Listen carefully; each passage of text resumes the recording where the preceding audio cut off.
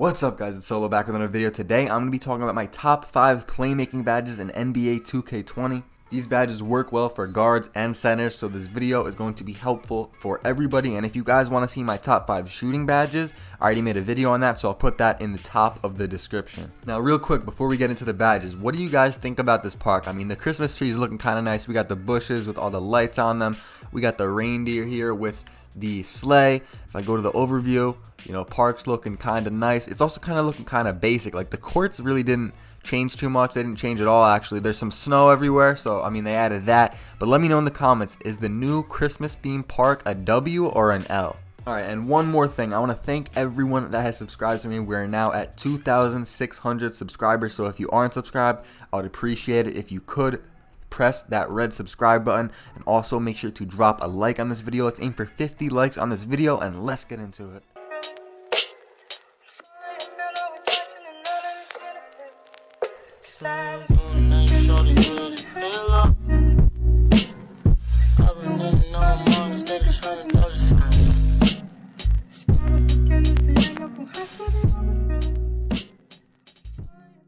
Alright, just like my shooting badges video, we are going to be ranking them starting from 5, heading upwards to the number 1 spot. And also, just like my last video, I want you guys to pause the video right now and think of your top 5 playmaking badges. You can look at the screen right here at all the options.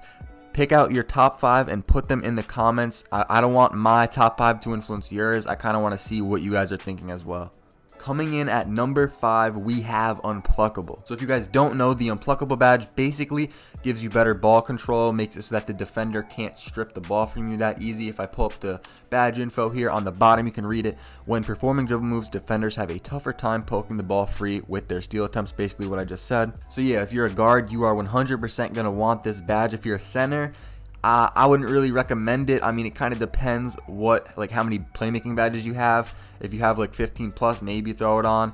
But I mean, there's some other badges that I'm about to name that are better for centers. But Unpluckable, you know, you don't need to put on Hall of Fame. A lot of people use it on bronze. I use it on bronze, and I really don't get ripped that much. So I think bronze is all you need. But if for some reason you're getting ripped a lot, maybe put it up to silver, gold, maybe even Hall of Fame. But you could get away with just putting it on bronze and using your badge points somewhere else. Coming in at number 4, we have Dimer. So I put Dimer here on the list at number 4. Like Unpluckable, Dimer is also a necessity for guards. You know, if you're a guard and you're not using Dimer, then you're just selfish. I mean, there's no other way to put it. If we pull up the badge info here, it says Dimer, when in the half court, passes by dimers to open shooters yield a shot percentage boost. So yeah, I feel like I don't really have to talk about this badge too much. You guys probably already know what it does, but if you have this badge on and you pass it to your teammate, they're going to have a higher % chance at making that shot rather than if you didn't have Dimer on. So you know, it's a badge that's not really going to do anything for you, but it's going to help the team, and it's just such a good badge that you guys are going to want to put on Hall of Fame.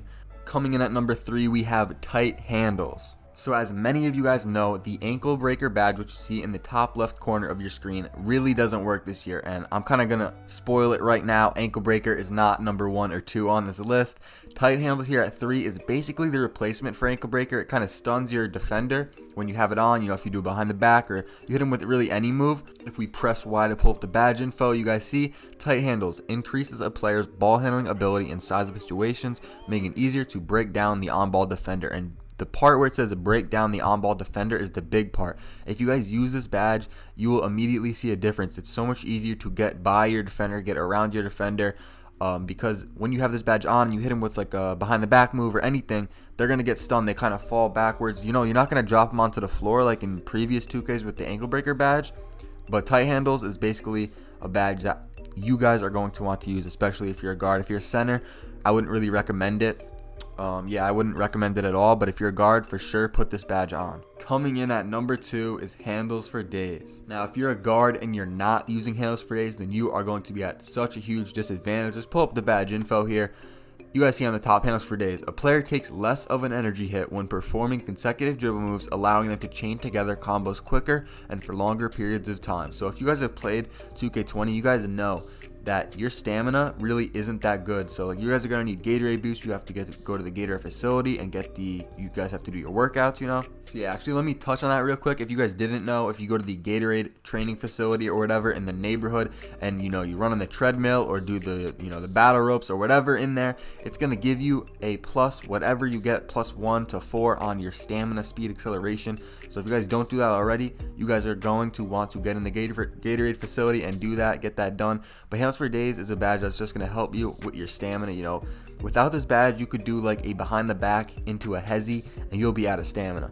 Like, this badge is just going to help you out with that, help you with reducing your energy loss. So if you're a guard, put this badge on Hall of Fame for sure. If you can't, then I would for sure put it on gold. If you have less than 17 playmaking badges, you will not be able to put it on Hall of Fame. You'll only be able to go to gold. If you're a center or a big man, you know, this is more of a dribbling badge, and big men really shouldn't be dribbling. But if for some reason you're a dribbling big man, I would put this on if you have the badges for it. But if you're like an inside, then there's really no need for this badge. Coming in at number 1 is Quick First Step. So Quick First Step is another badge like Handles for Days that if you don't have this on, you're just at a disadvantage. I would say Handles for Days and Quick First Step are kind of in their own tier. You know, I put Dimer, Unpluckable, and Tight Handles also in this video.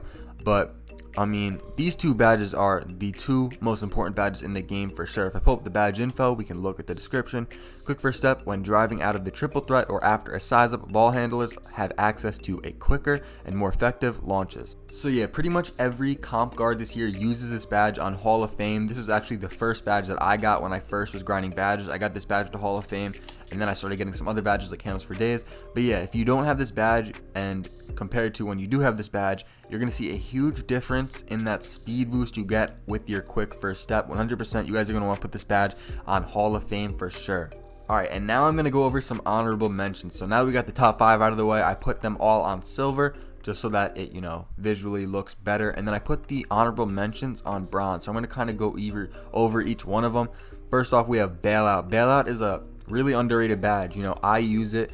I don't really know if anyone else really uses it. I've seen a few people like I think G-Sice uses it. But Bailout, you know, just put this badge on bronze and you'll never throw the ball away. Like, you know when you guys are shooting and you pass out of a shot and then you throw the ball away? Well, this badge makes it so that that never happens. So put Bailout on bronze. That's what I recommend. Floor General is a good badge. It's comparable to Timer because it really doesn't do anything for you, but it helps your teammate. It's going to help your team win. So, you know, sometimes I'll put Dimer on Hall of Fame. Well, on this player, I have 27 playmaking badges. So a player like this, I'd probably use both of them.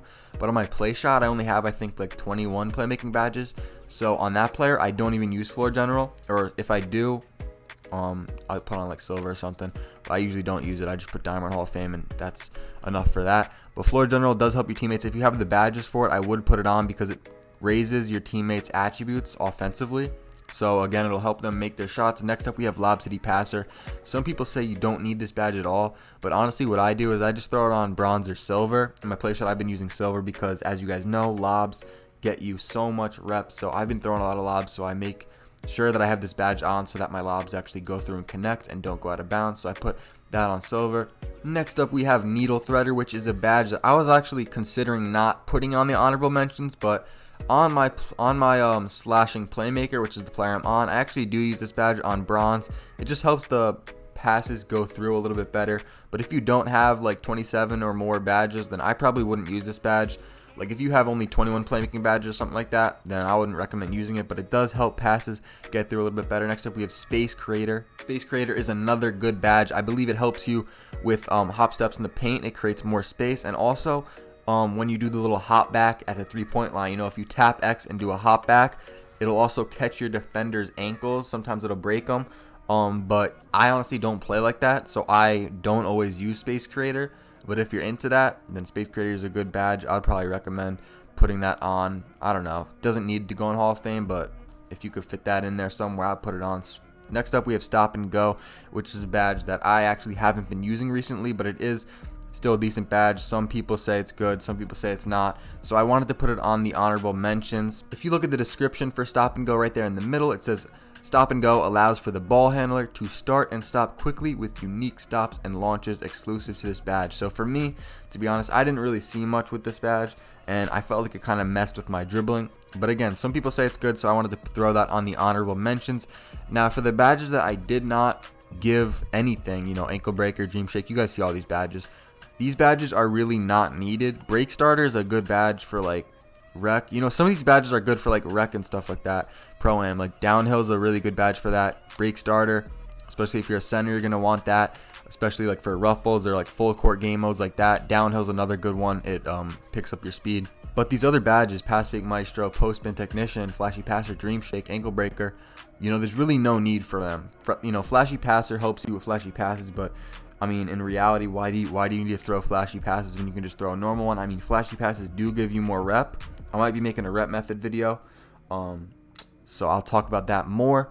But yeah, these badges are really not needed. But yeah, just to end this video off, I kind of wanted to show you what I would personally do. I have 27 badges on my slashing playmaker. I would put bailout on bronze, dime round Hall of Fame, floor general Hall of Fame, handles for days Hall of Fame, lob city passer on silver, needle threader on bronze, quick first step on Hall of Fame, space creator on silver, tight handles on Hall of Fame, and unpluckable on bronze. A lot of you guys probably are a guard that doesn't have this many badges, so if you don't have this many badges, I would take off needle threader.